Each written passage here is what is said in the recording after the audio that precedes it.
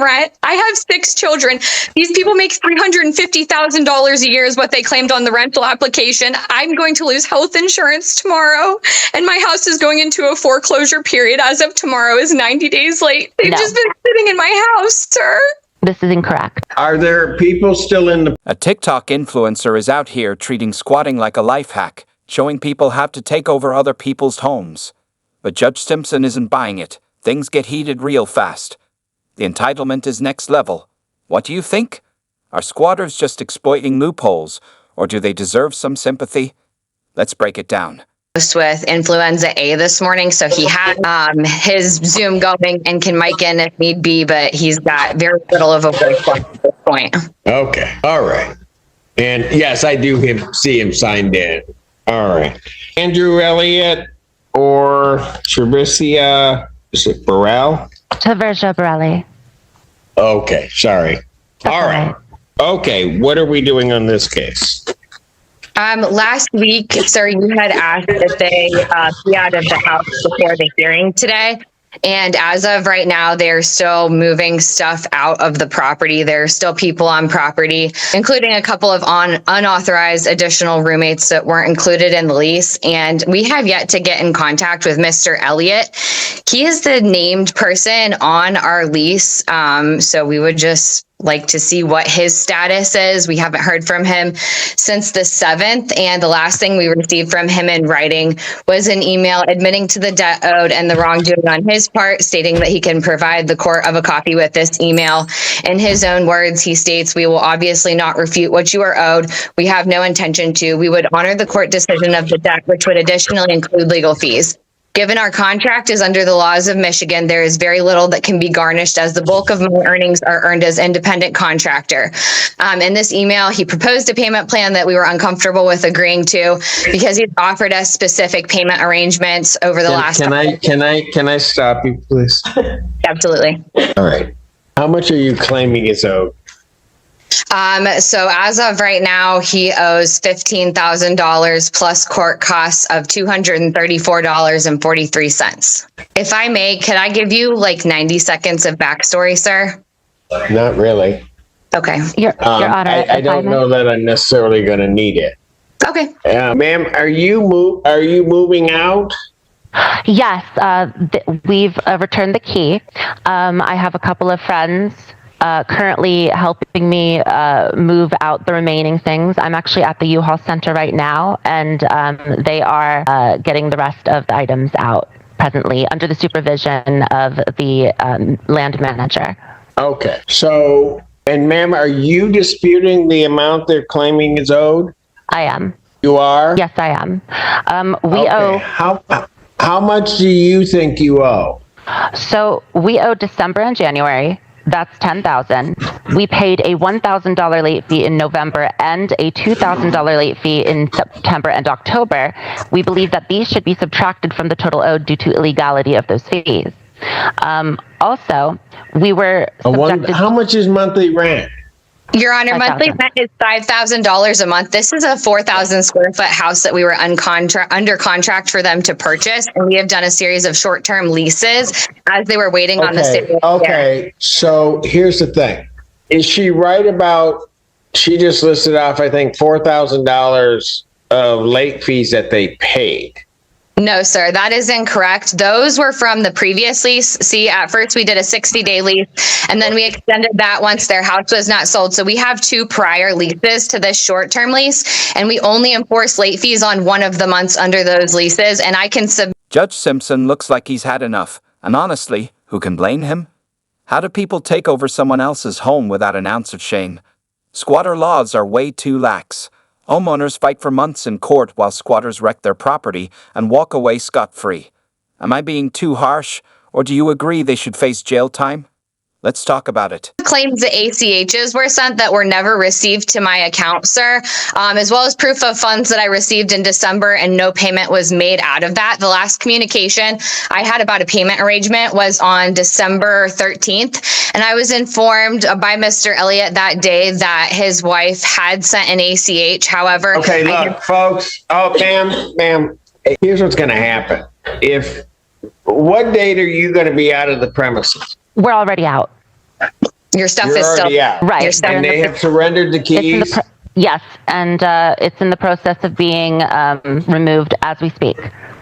So we are out. It'll be another hour or two, I think, before it's all of our stuff is gone. Then the only issue is what's owed. Right. I also want to bring up, if I may, Your Honor, we were subjected to a wrongful lockout, so we are due 3 times damages of the $150 for a locksmith as outlined in Michigan's anti-lockout statute, totaling $450, which I also have evidence of. Okay. All right, You're look, on- folks. Your Yeah. Honor, house because they failed to pay rent. I have 6 children. These people make $350,000 a year is what they claimed on the rental application. I'm going to lose health insurance tomorrow, and my house is going into a foreclosure period as of tomorrow is 90 days late. They have money. They had subletters or whoever living with them, and I don't know if they were running a homeless shelter, if they were pocketing the rent that their roommates paid. They've No. just been sitting in my house, sir. This is incorrect. Okay. All right. So here's the thing. Possession has been granted. There are 2 parts to the case. Possession's been granted or surrendered to the plaintiff. So possession is not, Sorry. pardon? There are still people at the house. One of them had a residence established there, apparently. They're still at the house, and unfortunately, our property manager expired at noon today, as it is the last day of the month. So any clean out of anything left behind, I'm going to have to go assess for any damages left on my own next week. All right. Okay. So here's what I'm going to do. They've surrendered possession of the unit. Ma'am, to your knowledge, are there people in the premises? Yes, there Ms. is. Burrell? Are there people still in the premises? I don't know. I would have to text them. I don't know if they're on the premises presently, but we were told that we could get the remainder of the items out. So they would be doing that if they are not presently at the U-Haul Center where I am now. I'm just So using here's my what I'm phone going to to do do. this. Possession to the premises has been surrendered.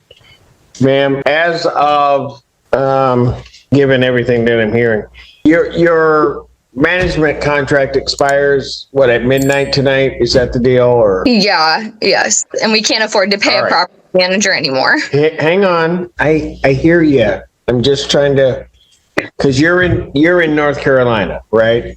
Yes, sir. But I will have to make Okay. a trip up to North Carolina to assess anything. I know. I guess you're out of state. You've got a property manager here that won't be the property manager tomorrow. Yes, sir. So what? I should let you guys talk, and then I'll just go in back and then come back out. Because either It's crazy how the squatter sits there playing the victim. You broke into someone's home and decided rent doesn't apply to you. What oppression are you talking about? Squatter rights were meant to stop unfair evictions, not hand freeloaders a free pass to live rent-free for months. And while I get why the homeowner is frustrated, cutting off the judge won't help. Courts deal in facts, not emotions. What do you think? Do squatter rights even make sense anymore? to the plaintiff the authority to prevent waste under 4.201I, that you may lock and secure the premises effective 3:00 today. The reason I'm doing that is so that you can get your property manager, go over there. You can order a locksmith. You can change the locks at 3 p.m. today. Whatever else needs to get out, if you don't get it out by that time, you said you surrendered, you're giving them the keys, they giving you grace to get some of the stuff out. If it's not out, not out. That's the perfectly fine, Your premises will Honor. be locked. Thank you.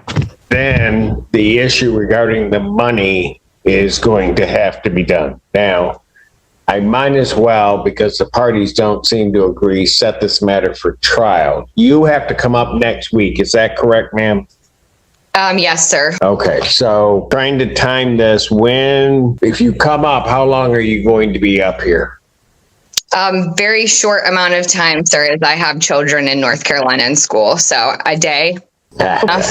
So if I I was just going to set this for a trial. So I can set a trial date, but I'm going to need the parties in person because apparently there's going to be a lot of documentation. So I'm trying to set it. So here's what I'll do. Because we're really talking about the money, but we got to get the premises secured first. So we've dealt with that. What's my date? March the 4th? 11th? All right. So what I'm going to do is I'm going to set a non-jury trial as to the money issues for March 11th, 2025 at 9 a.m. That's in person. So I've tried to set that, ma'am, I tried to set it out far enough so that you could make arrangements or do what needs to be done to come up. We'll hear it that day. So if it has to be a one-day trip, it's a one-day trip. But I've just tried to put it out to, well, I think you get what I'm saying. Okay? Absolutely. But I'm allowing you to secure the premises. You're going to come up here, check on it. That way you can assess what damages or other things there may be there. Bring ledgers, all other documentation you want the court to look at on March 11th, and then we'll hear your case. Okay? Ron, I'm ready to ask one question.